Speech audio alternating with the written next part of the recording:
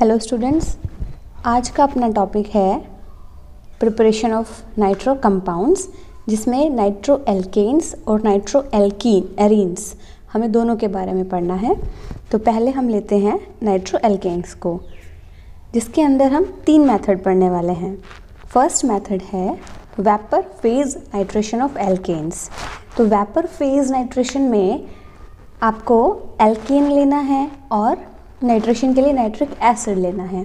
दोनों की रिएक्शन जब nearly 700 kelvin 650 plus kelvin temperature पर जब करवाई जाती है तो हमें नाइट्रो एल्केन मेन प्रोडक्ट और वाटर एज बाय प्रोडक्ट मिलता है। तो रिएक्शन को हम लिख सकते हैं एल्केन यानी RH प्लस HNO3।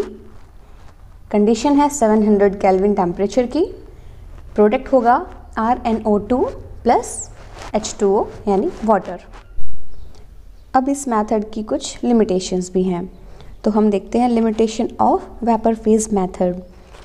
होता क्या है, जब आप हायर एल्केन यानी कि जहाँ कार्बन चेन बड़ी होती है, मोर नंबर ऑफ कार्बन एटम्स अगर हैं एल्केन में, तो हमें सिंगल प्रोडक्ट की बजाय आइसोमेरिक नाइट्रो प्रोडक्ट्स मिलते हैं, यानी कि मोर देन 1 प्रोडक्ट होगा।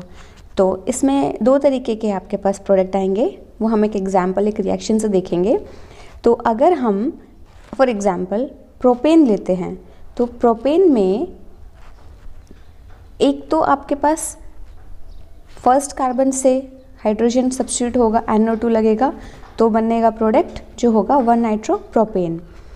और एक पॉसिबिलिटी है कि सेकेंड कार्बन से हाइड्रोजन हटेगा और वहाँ पर NO2 लगने से बनेगा 2 नाइट्रोप्रोपेन। तो आपके पास 2 प्रोडक्ट तो यहाँ से आते हैं। इसके अलावा यहाँ पर एक और प्रॉब्लम होता है, rupture of carbon carbon bond, यानी कि कार्बन कार्बन बॉन्ड भी टूट जाता है। इसका मतलब यहाँ जैसे प्रोपेन में 3 कार्बन हैं, तो आप कोई भी कार्बन कार्बन बॉन्ड को ब्रेक करते हैं तो 2 + 1 कार्बन के फॉर्म में आपका कंपाउंड मिलेगा, यानी कि एक हो जाएगा नाइट्रोमीथेन और एक हो जाएगा नाइट्रो इथेन। इसी तरीके से आपका अगर प्रोपेन की बजाय ब्यूटेन होता तो वहाँ पर आपको फिर इससे भी ज़्यादा रप्चरिंग के बाद प्रोडक्ट्स मिलने वाले थे। तो अब आगे देखते हैं हम लेबोरेटरी पर्पस और कमर्शियल प्रिपरेशंस में आइसोमेरिक नाइट्रो प्रोडक्ट्स जो भी हमें मिले उनके यूजेस क्या हैं और कहाँ वो यूज़ हो सकते हैं और कहाँ नहीं। लेबोरेटरी पर्पस में यानी कि आपने देखा होगा लैब में हम स्मॉल क्वांटिटी में केमिकल्स यूज़ करते हैं और कमर्शियल लेवल पे लार्ज स्केल में प्रोडक्ट्स की ज़रूरत होती है या केमिकल्स की रिक्वायरमेंट होती है। तो लेबोरेटरी पर्पस पे अगर आप थोड़ा सा कोई प्रोडक्ट चाहते हैं, कुछ ग्राम्स में या मिलीग्राम्स में प्रोडक्ट मिलता है और उसमें भी आपका मिक्सचर है, फिर उनका सेपरेशन टेक्निक्स लगाने के बाद फाइनली प्रोडक्ट ना के बराबर मिलता है।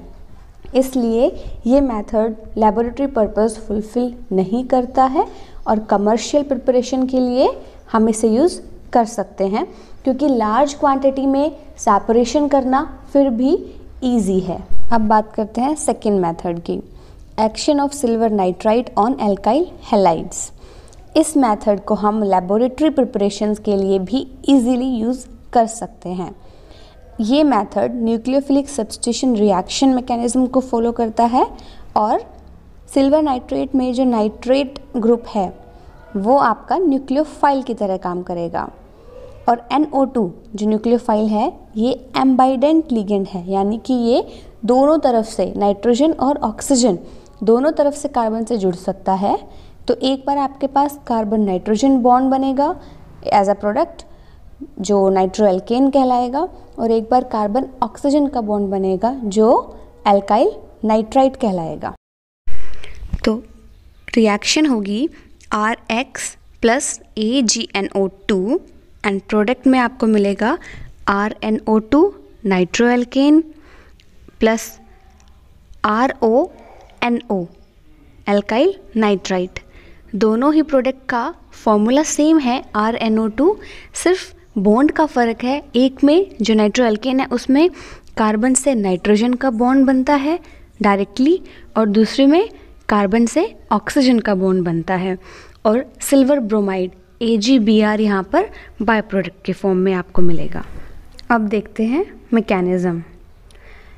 तो सिल्वर नाइट्राइड का नाइट्रोजन लोन पेयर अपने पास रखता है, इसलिए इलेक्ट्रॉनिकली रिच साइट कहलाएगा और वो एल्काइल हैलाइड के कार्बन पर जाकर अटैक करेगा जहाँ से हैलाइड ग्रुप जुड़ा हुआ है।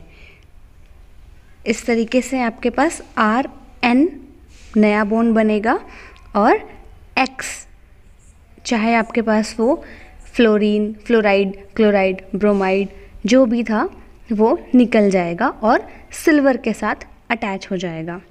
इस तरीके से आपके पास nitro alkane as a product मिलेगा और silver halide as by product. Third method है ऑक्सीडेशन ऑफ अमीन्स। ये method generally tertiary nitro alkanes के प्रिपरेशन के लिए यूज़ होता है, इसलिए जो अमीन्स हम यूज़ करने वाले हैं वो भी टर्शरी ही होंगी और ऑक्सीडाइजिंग एजेंट के फॉर्म में पोटेशियम परमैंगनेट KMnO4 का यूज़ किया जाएगा। तो रिएक्शन कुछ इस तरीके से दिखेगी। Tertiary amine plus KMnO4 product में tertiary nitro alkane plus water. Tertiary amine या टर्शरी नाइट्रो एल्केन इसलिए कहा जा रहा है क्योंकि अमीनो ग्रुप या नाइट्रो ग्रुप जिस कार्बन से जुड़ा हुआ है वो 3 और कार्बन से जुड़ा हुआ है, इसलिए टर्शरी वर्ड यूज़ किया जाएगा। तो स्टूडेंट्स, यहाँ हमारी तीनों preparation of nitro alkene complete होती है। अगली क्लास में हम प्रिपरेशन ऑफ नाइट्रो एरीन्स से कंटिन्यू करेंगे। आपको इस टॉपिक में अभी तक कोई डाउट हो, कोई क्वेरीज़ हो तो कमेंट सेक्शन में बताइएगा। Thanks for watching. मिलते हैं जल्द ही अगले वीडियो में नेक्स्ट टॉपिक के साथ।